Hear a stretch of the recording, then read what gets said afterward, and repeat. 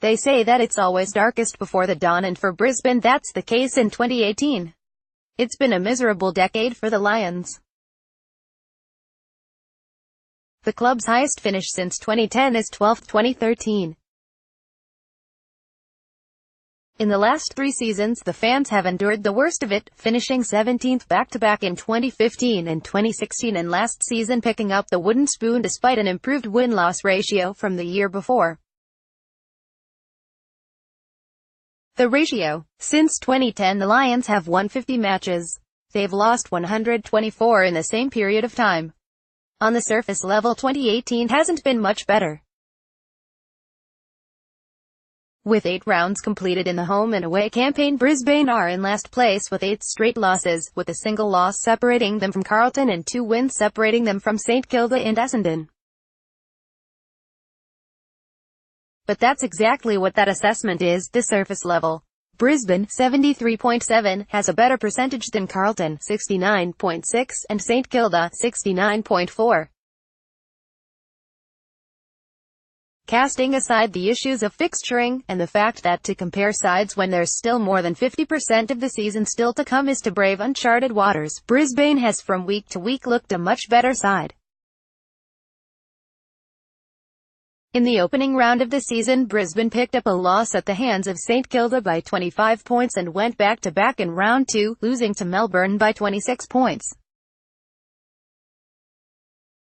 In the third round, Brisbane produced one of its best performances yet, finding itself bested by Port Adelaide by 5 points in a ripping contest, and in round 4 were punished for the energy expended against the Power, crushed by Richmond by 93 points and kicking the club's lowest score in AFL history, just 2.517.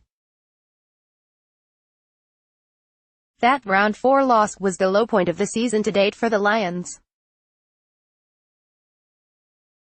In round 5, Brisbane suffered its second 5-point loss of the season, defeated by Gold Coast, and in round 6 was defeated by Greater Western Sydney by 34 points. The bad news continued in round 7, defeated by Collingwood by just 7 points, and narrowly went down in round 8 to the Western Bulldogs by 14. Compare this to the first 8 rounds in 2017. Brisbane started the season with an inspired win, defeating the Gold Coast by 2 points.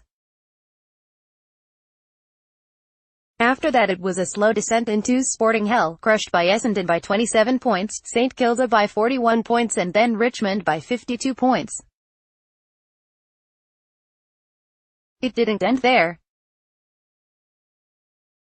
The Western Bulldogs got in on the action, beating the Lions by 32 points, then Port Adelaide really sunk the boot in with an 83-point result. Next up was Sydney, a 52-point loss, and Hawthorn, a 38-point loss. Looking ahead, the next 2 matches were another South Australian brutalisation, Adelaide getting up by 80 points, and then a 45-point loss to Collingwood.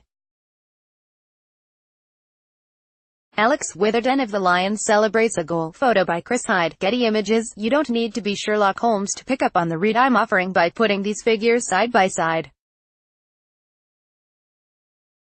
Brisbane are a much improved side in 2018 despite missing out on a win so far.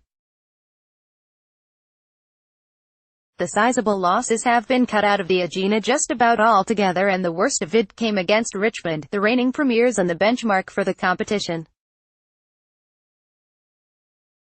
The issue in the Richmond game also came in the weighting of strengths and weakness. Richmond is the competition's best defence via Alex Rance, David Asprey and Dylan Grimes, coupled with the run of Nick Vlaston and Barker Holy. Brisbane are the competition's third worst defence with Charlie Cameron, 15, Dane Zorko, 13, and Eric Hipwood, 10, the only players who are regularly threatening. It was always a recipe for disaster for the Lions, and it's not worth reading too much into. Brisbane has come within a single-digit reach of a win multiple times and are hanging in 2 contests they are outclassed in for longer and longer stretches of time. Brisbane forward line coach Jed Eddock recently summed up the club's current situation well following the loss to the Western Bulldogs in round 8. The loss probably felt like another missed opportunity, Adcock said. Once again it was another game. We were talking about this just before. 6 out of 8 games now we've been in front or within a goal in the last quarter, and it's just disappointing that we couldn't quite finish it off and get our first win. It's quite easy to keep the players motivated for the fact that we can see that we are so close. I think not only for us but the general public, we can see the growth that we've had in the last 12 months. It's just about being able to keep fighting for that first win, and when you get that first win things seem to flow a lot easier after that. Lee Matthews used to talk about it, saying that once you've got the taste of blood, you go back for more. Matthews' wisdom is spot on, and there's another player at the club who will be able to bring that energy to the club, recruit Luke Hodge. Hodge's bloodlust is well documented, and while the pace of the game is quickly leaving him behind as a player, as a leader, there's no doubt he'll be the one to get the team rolling as that first win arrives. Main beams of the Lions, AAP image, Julian Smith. So that first win, when does it arrive for the Lions? Brisbane's next encounter is against Hawthorn at the Gabba this Sunday. They follow that with a Saturday match against Sydney, also in Queensland, and then North Melbourne at Etihad Stadium and Essendon back at the Gabba. I wouldn't be stunned if Brisbane wins at least 3 of these 4 matches. Brisbane should be a good foil for Hawthorn in Queensland, especially with the insight Hodge should able to offer on his former squad. Hawthorn are an improved outfit this season, but a long way from bulletproof. Up next is Sydney, a side that's on a roller coaster path this season and is wildly inconsistent. Without Lance Franklin, anything could happen for the Lions. North Melbourne are a similar story to Hawthorn, improved but not unshakable by any stretch of the imagination. Essendon are the obvious pick for a first win, but it's actually the team I'm least certain that the Lions can defeat.